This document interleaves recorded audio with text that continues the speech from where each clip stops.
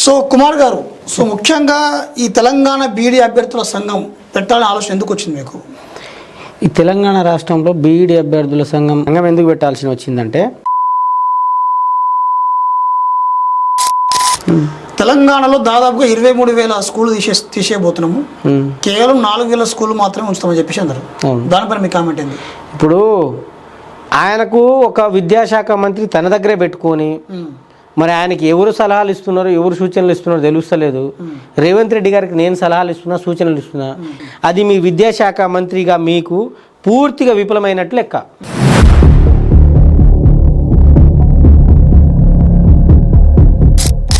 Dilsukhnagar coaching సెంటర్లో పోయి నేను ఎంక్వైరీ చేసిన, ఓయూలో ఎంక్వైరీ చేసిన, నేను బయట అంతా ఎంక్వైరీ చేస్తే ఫీడ్బ్యాక్ తీసుకుంటే నిరుద్యోగులందరూ ఏమంటున్నారంటే ప్రభుత్వాన్ని విమర్శిస్తున్నారు. ప్రభుత్వం బాగాలేదు, ప్రభుత్వం మాకు ఉద్యోగాలు ఇవ్వట్లేదని చెప్పేసి విమర్శిస్తున్నారు. At the same time Rajagopal Reddy గారిని కొద్దిగా పొగుడుతూ రాజగోపాల్ రెడ్డి సమర్థిస్తున్నారు.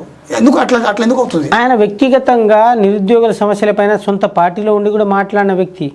ఉద్యమంలో ఉన్నోళ్ళు, నిజాయితీ పరులు, యువకులు శాసనసభలో అడుగు పెడతారు.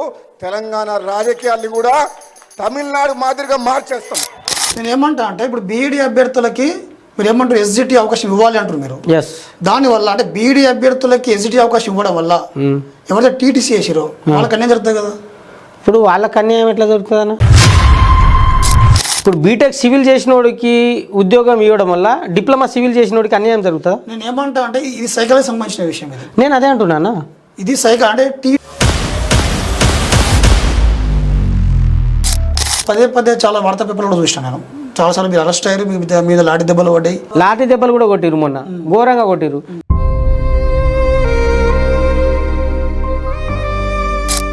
ఇవాళ కోమటిరెడ్డి గారు ఒక 6 కోట్లతో పెట్టి ఒక మంచి గవర్నమెంట్ స్కూల్ కట్టిరు నల్గొండలో. కట్టినప్పుడు ఇది ఆ గవర్నమెంట్ స్కూళ్ళలో ఇవాళ పిల్లలు పోటీ పడి వాళ్ళ పేరెంట్స్ అక్కడ చదివించడానికి ఇంట్రెస్ట్ చూపుతా ఉన్నారు.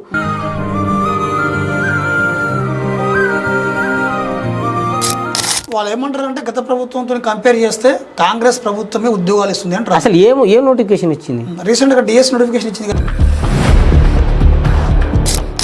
మరి వాళ్ళ తమ్ముడే రాజగోపాల్ రెడ్డి ఇవాళ వాళ్ళ నియోజకవర్గంలో పోతే ఎక్కడైనా మంచి వ్యక్తి అంటారు. ఆయనకు పార్టీగా చూడరు, వ్యక్తిగతంగా చూస్తారు.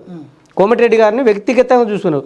కొన్ని విద్య పైన పట్టున్నది, ఆయన సొసైటీ పైన పట్టుంది. ఇవాళ స్కూళ్ళు కట్టించి 6 కోట్లు పెట్టి స్కూల్ కట్టించి వాళ్ళ కుటుంబం ఇవాళ సేవ చేస్తున్నప్పుడు అలాంటి రాజగోపాల్ రెడ్డి వాళ్ళకి విద్యాశాఖ మంత్రి ఇస్తే ఏమైందండి?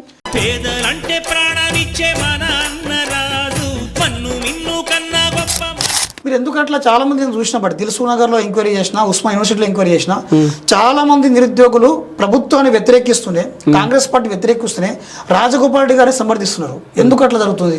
ఇప్పుడు మనిషి ముఖ్యమన్నా, ప్రజల ఆత్మగౌరవం, నా ఆత్మగౌరవం, నన్ను నమ్ముకున్న నా అభిమానులు అందరూ కూడా తలెత్తుకుని ఉండేలాగా మా రాజగోపాల్ రెడ్డి ఎప్పుడు తప్పు చేయను. ఎందుకంటే నన్ను నమ్ముకున్న వాళ్ళకు అన్యాయం చేసినట్టయితే నేను తప్పు చేయను.